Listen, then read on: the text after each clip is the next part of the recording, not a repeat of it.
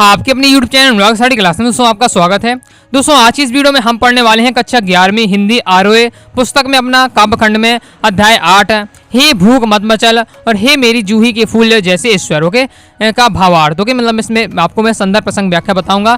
आपके इस चैप्टर में आपके अध्याय 8 में दो आपके काव्यांश है। एक है आपका हे भूख मत मचल, दूसरा आपका हे मेरी जूही के फूल जैसे ईश्वर ओके। दोनों काव्यांश का मैं आपको एक ही वीडियो में संदर्भ प्रसंग व्याख्या बताऊंगा, इसलिए वीडियो को ध्यान से अंत तक देखिएगा ओके। तो चलिए स्टार्ट कर लेते हैं। तो पहला दोस्तों आपका काव्यांश है हे भूख मत मचल, प्यास तड़प मत, हे नींद मत सता, क्रोध मचा मत उथल पुथल, हे मोह पास अपने ढील, लोभ मत ललचा, हे मद मत कर मदहोश, ईर्षा जला मत, ओ चराचर मत चूक अवसर, आई हूँ संदेश लेकर चन्न मल्लिकार्जुन का ओके। तो देख लेते हैं इस काव्यांश का संदर्भ प्रसंग और व्याख्या।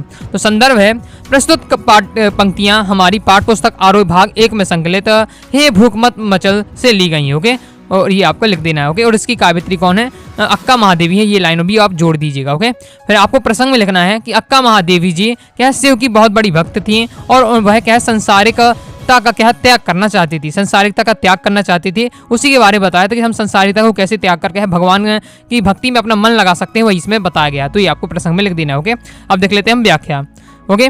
तो प्रस्तुत वचन में या प्रस्तुत पंक्तियों में कवित्री ने अपनी समस्त इंद्रियों पर क्या है नियंत्रण में रहने के आग्रह किया है ओके। सभी कवित्री सभी अपनी इंद्रियों से आग्रह करती हैं कि सभी क्या है नियंत्रित रहें ओके। जैसे क्या है इंद्रियों कौन कौन सी है आपकी, भूख प्यास हो जाती है आपके, और ये सभी आपकी इंद्रियां है, नींद है ओके। सब इनको सबको कंट्रोल करना चाहती है ओके, मन को अपने। वह भूख से कहती हैं कि तू मचल कर मनुष्य को मत सता, हे प्यास अर्थात संसारिक तृष्णा तू मनुष्य को क्या अपनी पीड़ा से मत तड़पा, हे नींद अर्थात आलस्य तू मनुष्य को क्या है मत सता, क्योंकि तेरे कारण व्यक्ति ईश्वर भक्ति को क्या है भूल जाता है। नींद के कारण नींद बस दिखेगी, ईश्वर भक्ति भूल जाती है। इसलिए क्या है नींद से कहती हैं, प्रार्थना करती है कि हे नींद तू क्या है मनुष्य को मतलब आलस मनुष्य को मत सता ओके। इसके आगे कवित्री मन के 5 विकारों को संबोधित करते हुए कहती हैं कि हे क्रोध तू अपनी उथल पुथल मचा, क्योंकि तेरे कारण व्यक्ति का विवेक क्या है नष्ट हो जाता है। जब भी क्रोध आता है तो विवेक व्यक्ति का नष्ट हो जाता है ओके।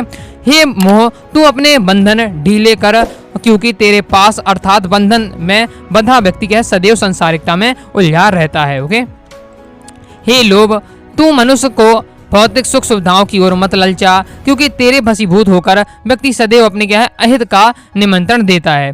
और वो कहती है हे मद ओके मतलब अहंकार तू अपने नशे में मनुष्य का मद होश न कर, क्योंकि तू मनुष्य को क्या है उन्नति से पतन की ओर ले जाता है। सभी से प्रार्थना करती हैं कि व्यक्ति को मत सजाओ, क्योंकि क्या है इनके सब अपने उद्देश्य पूर्ति नहीं कर पाते। आपका क्या है अहंकार के कारण, लोभ आपको के कारण, ईर्षा के कारण। कहती हैं हे ईर्षा तू मनुष्य को मत जला, क्योंकि ईर्षा के जलन से जला हुआ व्यक्ति क्या है उचित अनुचित का विचार नहीं कर पाता है। फिर कावित्री का आशय यह है कि इनके बस में आकर व्यक्ति अपनी इंद्रियों पर क्या है नियंत्रण खो देता है। ऐसी स्थिति में क्या है उसे अच्छे बुरे तक का भान तक नहीं रहता है, तो उसे ईश्वर का ध्यान कैसे रहेगा। इसलिए तुम मनुष्य को सताना छोड़ दो ओके। तो ये सब इसमें बताया गया है। फिर आगे कहती हैं कवित्री कि वह दृष्टि के प्रत्येक जड़ एवं चेतन पदार्थ को संबोधित करते हुए कहती हैं कि मैं भगवान क्या चन्न मल्लिकार्जुन का संदेश लेकर आई हूँ, इसलिए क्या है इसे ग्रहण करके जीवन समारोह ओके। तो मतलब इसमें पूरी क्या है संसारिकता को त्याग कर किस प्रकार से अपनी इंद्रियों को बस में कर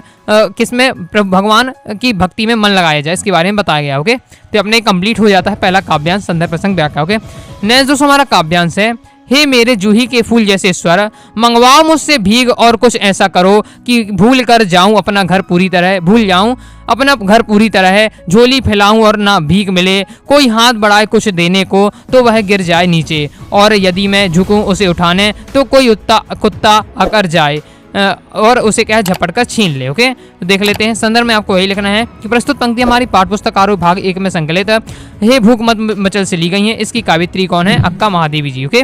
आप प्रसंग में आपको लिखना है, इसमें भी किसी की बात हो रही है कि क्या है अक्का जी महादेवी और वह क्या है शिव की बहुत बड़ी भक्ति है और वह क्या है संसारिकता को त्याग करना चाहती हैं ओके। तो इसमें बताया गया है। भावार्थ देख लेते हैं। तो कावित्री अपने क्या आराध्य ईश्वर को पुकारती हुए कहती है कि हे जूही के फूल समान कोमल और परोपकारी ईश्वर, कुछ ऐसा करो कि मैं अपना क्या अहंकार त्याग दूं, मतलब जो मेरे अंदर घमंड है अहंकार है वो त्याग दूं, कुछ ऐसा करो।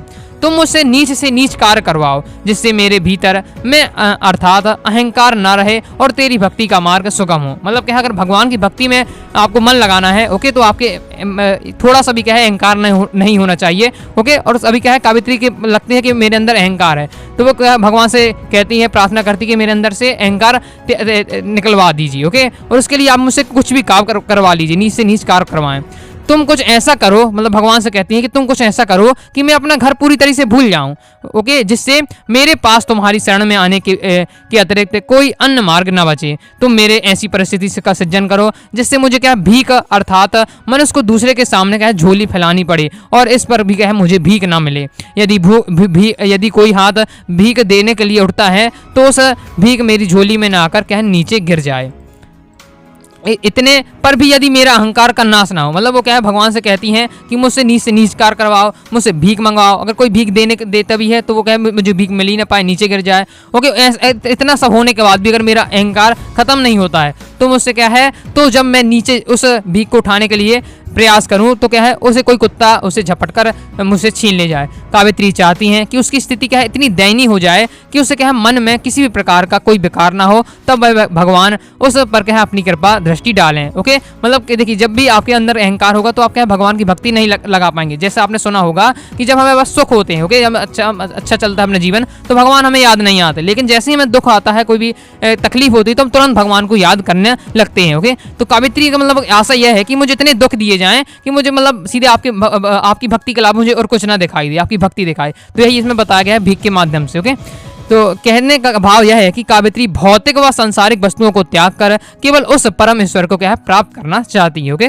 तो इस प्रकार से अपने कंप्लीट हो जाता है। अगर दोस्तों आप जो मैं आपको पढ़ा रहा हूँ उसकी पीडीएफ अगर आप डाउनलोड करना चाहते हैं तो आप अपनी वेबसाइट www.anuragastudyclasses.com पर जाइएगा, गूगल पर सर्च करिएगा anuragastudyclasses.com, वेबसाइट मिल जाएगी। तो वहाँ से आप क्या है कंप्लीट आप क्या है क्लास 11th के सभी सब्जेक्ट का, ओके, आप क्या है नोट्स आप प्राप्त कर सकते हैं, तो जाकर जरूर विजिट करिएगा, ओके। तो आई होप दोस्तों आपको वीडियो पसंद आई होगी। आपके दो काव्यांश से दोनों को मैंने बेहतरीन तरीके से आपको संदर्भ प्रसंग व्याख्या बता दी है। आई होप वीडियो पसंद आई होगी। वीडियो को लाइक करें, चैनल सब्सक्राइब जरूर करिएगा। कोई भी दोस्तों आपको डाउट हो कमेंट बॉक्स में आप जरूर पूछ लीजिएगा। साथ ही दोस्तों के साथ वीडियो को शेयर करें और टेलीग्राम को अभी तक ज्वाइन किया टेलीग्राम चैनल को ज्वाइन कर लीजिएगा, डिस्क्रिप्शन में आपको लिंक मिल जाएगी। साथ ही आप क्या है व्हाट्सएप ग्रुप को भी ज्वाइन कर सकते हैं, ओके। तो मिलते हैं नेक्स्ट वीडियो में, तब तक के लिए बाय बाय।